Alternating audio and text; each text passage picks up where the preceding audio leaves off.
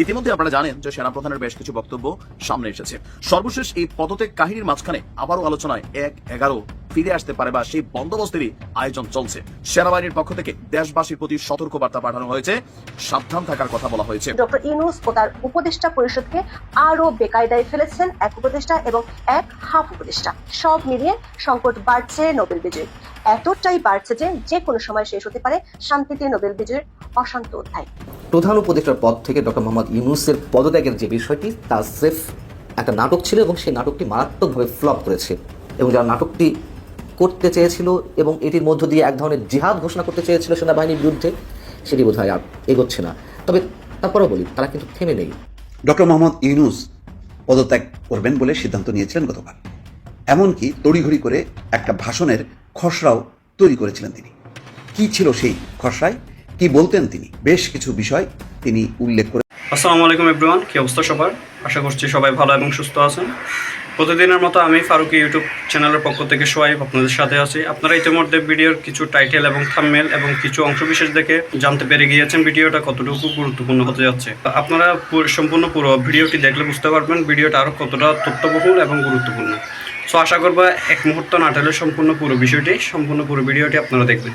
সম্পূর্ণ ভিডিওটি শুরু করার আগে আপনাদের কাছে একটা অনুরোধ জানিয়ে রাখতে চাই, যারা আমাদের এই ইউটিউব চ্যানেলে এখনও নতুন তারা অবশ্যই সাবস্ক্রাইব করে একটা লাইক দিয়ে পাশে থাকবেন। সো চলুন শুরু করি, লেটস বিগিন। নিয়ে প্রকাশ্যে কথা বলার সাহস কারোই হয়নি, কিন্তু এগুলো করছে, আর এতে খুব কনসার্ন করছেন আমাদের বাংলাদেশ সেনাবাহিনী। ইতিমধ্যে আপনারা জানেন যে সেনাপ্রধানের বেশ কিছু বক্তব্য সামনে এসেছে। এর পাশাপাশি রাজনৈতিক এই উত্তাল ঝড়ে সেনাবাহিনীকে অথবা সেনাপ্রধানকে একটা পক্ষ বানিয়েও এনসিপি থেকে শুরু করে নানান জায়গায় নানান কথাবার্তা বলা হচ্ছে। সর্বশেষ এই পদত্যাগ কাহিনীর মাঝখানে আবারও আলোচনায় ১/১১ ফিরে আসতে পারে বা সেই বন্দোবস্তেরই আয়োজন চলছে। এছাড়াও ফেসবুকে, ইউটিউবে সেনাবাহিনীর নামে সত্য মিথ্যা গুজব ছড়ানো হচ্ছে। তৈরি করা হয়েছে বেশ কিছু ফেসবুক পেজ, এমনকি সেনাবাহিনীর অফিসিয়াল ভেরিফাইড ফেসবুক পেজ যেটা, সেটার আকারেই সেটার লগো ব্যবহার করেই ভেরিফাইড করে আপনার সম্প্রতি নানান ধরনের ষড়যন্ত্র তৈরি করছে ষড়যন্ত্রকারীরা। আর আজকে আমাদের সেনাবাহিনীর পক্ষ থেকে দেশবাসীর প্রতি সতর্ক বার্তা পাঠানো হয়েছে, সাবধান থাকার কথা বলা হয়েছে। দর্শক, গুজবে কান না দিতে আপনার আমাদের সেনাবাহিনীর পক্ষ থেকে আজকে সেনাবাহিনীর যে অফিসিয়াল ভেরিফাইড ফেসবুক পেজ, সেখান থেকে একটা বিশেষ বার্তা পাঠানো হয়েছে জনগণের উদ্দেশ্যে। গুজবে কান দিবেন না এবং বিভ্রান্ত হবেন না, দেশের জনগণ সতর্ক থাকবেন আহ্বান জানিয়েছে বাংলাদেশ সেনাবাহিনী। সেনাবাহিনীর ভেরিফাইড ফেসবুক পেজে জানানো হয়েছে যে সম্প্রতি একটি স্বার্থান্বেষী মহল বাংলাদেশ সশস্ত্র বাহিনীর লগো ব্যবহার করে একটি ভুয়া প্রেস বিজ্ঞপ্তি প্রকাশ করেছে, যার মাধ্যমে সাধারণ জনগণের মাঝে বিভ্রান্তি সৃষ্টির পাশাপাশি পাকিস্তানি সশস্ত্র বাহিনী এবং জনগণের মধ্যেও বিভেদ তৈরির অপচেষ্টা চালাচ্ছে। গুজবে কান দেবেন না এবং বিভ্রান্ত হবেন না, সত্যতা যাচাই করুন, সচেতন থাকুন।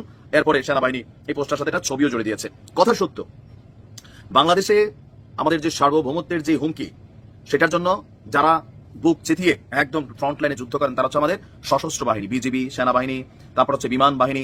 তো সম্প্রতি আওয়ামী লীগ সরকার পতনের পর থেকে সেনাপ্রধান সেনাবাহিনী ইস্যুতে নানান ঝড় কিন্তু যাচ্ছে। সেনাবাহিনী মুখ বুঝে অনেকটা সহ্য করছে, কারণ সেনাবাহিনীর বিরুদ্ধে সেনাপ্রধানকে নিয়ে আপনি এত লাড়াচাড়া করার পরে টিকে থাকা বা কোন রকম আইনি ব্যবস্থা না হওয়া, সেটাও একটা কিন্তু নতুন ইতিহাস তৈরি হয়েছে। যে দেশের ভেতরে বসে সেনাপ্রধান সম্পর্কে, সেনাবাহিনী সম্পর্কে একের পর এক বক্তব্য, সেনাপ্রধানকে রয়ের এজেন্ট দাবি করা, ভারতের মানাল স্পেন্সার দাবি করা, এই জিনিসগুলো কোথাও না কোথাও আমার নিজের কাছেও খারাপ লাগে। দেখেন, সেনাবাহিনীর মধ্যে মাঝে মাঝে সাবেক সেনাপ্রধান যে কি নাম ছিল, জেনারেল আজিজ, ওনার মতন দুই একজন মানুষ হয়তো বা আছে, থাকতেও পারে, কিন্তু বর্তমান সেনাপ্রধানকে নিয়ে আমার কাছে মনে হয় যে ভদ্রলোক মানুষ, যা করছেন দেশের মঙ্গলের জন্য করছেন। এটা আমার ব্যক্তিগতভাবে আমি মনে করি যে ওনার বক্তব্য সবকিছু একদম পারফেক্ট। তারপরে আপনারা পলিটিক্যাল পয়েন্ট অফ ভিউতে মনে হতে পারে, ভাই না তুমি সেনাপ্রধানের পক্ষে দালালি করতেছো। জি, করতেছি, কারণ বাংলাদেশটা আমার, আর এই দেশটা সবচেয়ে গুরুত্বপূর্ণ যে বাহিনীটা, এটা হচ্ছে সেনাবাহিনী। আমরা চাই না কোনো রাজনৈতিক সোয়া, রাজনৈতিক কোনো কালচার, কোনো কিছু সেনাবাহিনীর মধ্যে বিভাজন তৈরি না করুক। কারণ যখন ঘরের মধ্যে দুই ভাইয়ে ভেজাল হয়, বাহিরের লোক এসে কিন্তু এখানে ঢুকে।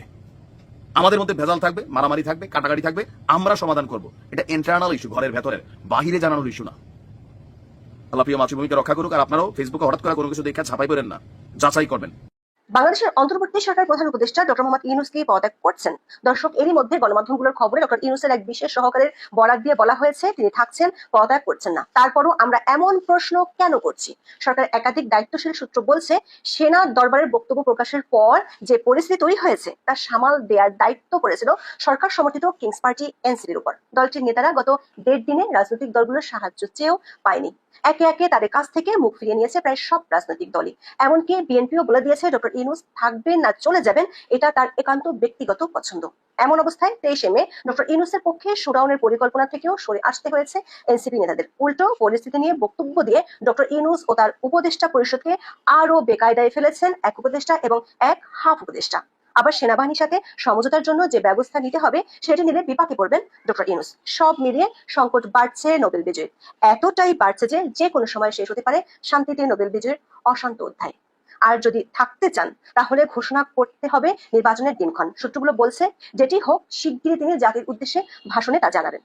গত বছর 8ই আগস্ট অন্তর্বর্তী সরকার যখন দেশ পরিচালনার দায়িত্ব নেয় তখন ঘূর্ণাক্ষরেও কেউ ভাবতে পারেননি 9.5 মাসের মাথায় তাদের সঙ্গে সেনাবাহিনী ও রাজনৈতিক দলগুলোর দূরত্ব আকাশ সমান হয়ে যাবে। 21 মে সেনা কর্মকর্তাদের উদ্দেশ্যে দেওয়া সেনাপ্রধান জেনারেল ওয়াকারুজ্জামানের বক্তব্যে বোঝা গেল সশস্ত্র বাহিনীর সঙ্গে অন্তর্বর্তী সরকারের দূরত্ব বেড়েছে। সম্প্রতি কয়েকটি ইস্যুতে যাদেরকে শাসিয়েছেন তাদেরকে আবার ঐক্য করতে বলছেন। হা রিয়াক্টে সয়লাভ হয়ে যায় ফেসবুকের দুনিয়াও। সূত্রগুলো বলছে এনসিপির কয়েকজন নেতা ছুটে যায় কয়েকটি রাজনৈতিক দলের কাছে, কিন্তু ইশাকের মেয়র হওয়া ইস্যু নিয়ে 22 মে সকালে বিএনপির মুন্ডুপাত করেছিল দলটি। বিকেলে সাহায্য চায় বিএনপির কাছে। জামাত ইসলামী, হেফাজত ইসলাম সহ কয়েকটি রাজনৈতিক দলের নেতাদের সঙ্গে বৈঠক করে এনসিপি। 22 মে রাতে ইসলামী আন্দোলন বাংলাদেশ, গণ অধিকার পরিষদ, জাতীয় নাগরিক পার্টি সহ 5টি দল জরুরি বৈঠক করে। বৈঠক শেষে তারা হতাশ করে এনসিপিকে। জামাত একটি সর্বদলীয় বৈঠক ডাকতে বলেছিল। এনসিপির লক্ষ্য ছিল 23 মে জুমার নামাজের পর ডক্টর ইউনূসের সমর্থনে একটা বিশাল শোডাউন করবে, কিন্তু ডাক শুনে কেউ না আসায় একলা চলা নীতি থেকে সরে আসে দল। কারণ 2 দিন আগে নির্বাচন কমিশনের সামনে শোডাউন করতে গিয়ে লোক জড়ো করতে না পারে হাস্যরসের জন্ম দেয় দলটি। 22 মে রাতটি জাতীয় নাগরিক পার্টির নেতাদের জন্য এক বড় বিষাদময় ও কঠিন রাত ছিল, সেটি স্বীকার করে পোস্ট দেন দলটির এক নেত্রী। দলটির জ্যেষ্ঠ যুগ্ম সদস্য সচিব ডক্টর তাসনিম যারা পোস্টে লেখেন, জুলাই বিপ্লবের পর গত রাতটি ছিল সবচেয়ে কঠিন রাত। দর্শক, 22 মে সন্ধ্যা থেকে সরকারের পক্ষ থেকে বিএনপির সাথে বেশ কয়েকবার যোগাযোগ করা হয়, অথচ ইশরাক ইস্যুতে 4 দিন ধরে প্রধান উপদেষ্টার সঙ্গে কথা বলার চেষ্টা করেও ব্যর্থ হন বিএনপি নেতারা। পরে দলটি সংবাদ সম্মেলন করেছিল, তাও বিএনপি 2 জন উপদেষ্টার ফোন পেয়ে ইশরাকের কর্মসূচি স্থগিতের সিদ্ধান্ত নেয়। কিন্তু 23 মে দুপুরের পর থেকে নাটকীয় কিছু ঘটতে থাকে। বন ও পরিবেশ উপদেষ্টা দুপুরে সাংবাদিকদের জানান শুধু নির্বাচন দেওয়ার জন্য তারা দায়িত্ব নেননি। এরপরে বিএনপির পক্ষ থেকে সেনাবাহিনীর সাথে 2 দফা যোগাযোগের চেষ্টা করা হয়, কিন্তু সেনাবাহিনী কোনো রাজনৈতিক দলের সাথে কথা বলবে না বলে জানিয়ে দেয়। তারা যেটা বলার সেটি দরবারের বক্তব্যে উঠে এসেছে। বিএনপির সিনিয়র নেতারা বুঝে ফেলেন সেনাবাহিনীর বার্তা। এরপর বিবিসিকে সাক্ষাৎকার দেন দলটির স্থায়ী কমিটির সদস্য সালাউদ্দিন আহমেদ। তার মতে প্রধান উপদেষ্টার পদত্যাগের ভাবনাকে তার আবেগের বিষয় হিসেবে বর্ণনা করছে বিএনপি। সালাউদ্দিন আহমেদ বিবিসি বাংলাকে বলেছেন, রাষ্ট্র পরিচালনায় আবেগ সৃষ্টি করার কিছু নেই। তারা মনে করছেন যখন নির্বাচনের সুনির্দিষ্ট রোড ম্যাপ দাবি করা হচ্ছে তখন এ ধরনের আবেগের কথা বলা হচ্ছে। বিএনপির পক্ষ থেকে জানিয়ে দেওয়া হয়েছে ডক্টর ইউনূস থাকবেন কি থাকবেন না সেটা তার একান্ত ব্যক্তিগত বিষয়। তিনি যদি চলে যান তাহলে রাষ্ট্র বসে থাকবে না, তার বিকল্পও আছে। সূত্রগুলো বলছে বিএনপির পক্ষ থেকে উপদেষ্টা আসিফ মাহমুদ ও মাহফুজ আলম এবং জাতীয় নিরাপত্তা উপদেষ্টা খলিলুর রহমানের পদত্যাগের শর্ত দেওয়া হয়েছে। সেনাবাহিনীতে ষড়যন্ত্রের অভিযোগ আছে খলিলুর রহমান এবং একজন উচ্চপদস্থ সেনা কর্মকর্তার বিরুদ্ধে। তাদের সরিয়ে দেওয়ার শর্ত জুড়ে দিয়েছে সেনা সদর। ডক্টর ইউনূসের ঘনিষ্ঠজনরা বলছেন এই 4 জনকে প্রত্যাহারের শর্ত মেনে নেওয়া ডক্টর ইউনূসের জন্য প্রায় অসম্ভব। সেটি হলে তার শেষ আশ্রয়স্থল এনসিপিও হাত থেকে ছুটে যাবে। সেক্ষেত্রে অপশন 2টি, এক অধ্যাপক ইউনূস চলে যেতে পারেন, আর তা না হলে সেনাবাহিনী ও রাজনৈতিক দলগুলোকে আস্থায় এনে নির্বাচনের দিকে যেতে পারেন। পরেরটি তার জন্য বিরাট রাজনৈতিক পরাজয় হয়ে যাবে। সূত্রগুলো বলছে 23 মে ইউনূস সামরিক বাহিনীর সাথে সমঝোতার অনেক চেষ্টা করেছেন, কিন্তু তার বিশেষ সহকারী পোস্টে উল্টো সেনাপ্রধান কি পারেন না তা নিয়ে প্রশ্ন ছুড়ে দেওয়া হয়েছে। এই পোস্টের পর সমঝোতার পথ একেবারেই বন্ধ হয়ে যায়। বিএনপি ও সেনাবাহিনীর কাছ থেকে কড়া বার্তা পেয়ে এনসিপি সুরেলাবাসী একেবারেই ফেটে চৌচির হয়ে গেছে। আগের মতো সমঝোতা করে আরো এক দফা নির্বাচন পেছনের কৌশলও ভেস্তে গেছে। দর্শক, এনসিপি ও ইউনূসের সরকার সামরিক বাহিনীর সাথে এক অদৃশ্য দ্বন্দ্বে জড়িয়ে পড়েছে, যা এখন রীতিমতো দৃশ্যমান। নিয়ন্ত্রণ ও সমর্থনের দ্বন্দ্বে উভয় পক্ষের মাঝে তৈরি হয়েছে অদৃশ্য দেয়াল। এটিকে বলে একটি প্রশাসনিক মতপার্থক্য নয়,